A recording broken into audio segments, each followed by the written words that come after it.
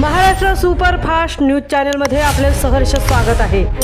खास सत्याची थार लेखणीची महाराष्ट्रातील ताज्या आणि वेगवान बातम्या पाहण्यासाठी आपल्या हक्काचे चॅनल शेअर करा, लाईक करा आणि सबस्क्राइब करा।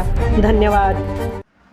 खासदार सुनील तटकरे यांच्या मध्यस्थीने बाळगंगा प्रकल्पग्रस्तांचे बेमुदत उपोषण स्थगित। बाळगंगा धरण प्रकल्पग्रस्तांच्या सुरू असलेल्या बेमुदत उपोषणाला अखेर आज बुधवार दिनांक 4 मार्च 2026 रोजी 6व्या दिवशी तुर्तास स्थगिती देण्यात आली आहे।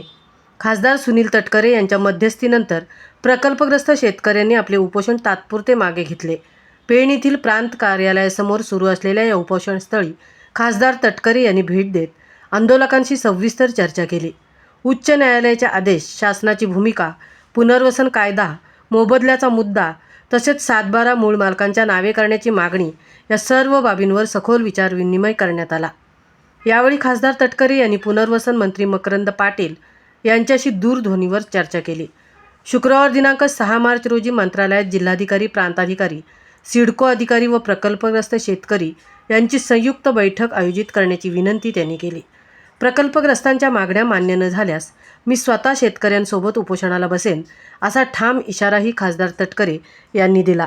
बैठकीत 7/12 मूळ मालकांच्या नावे करण्यासह इतर प्रलंबित मागण्यांवर सविस्तर चर्चा करून ठोस निर्णय घेतला जाईल असे त्यांनी स्पष्ट केले।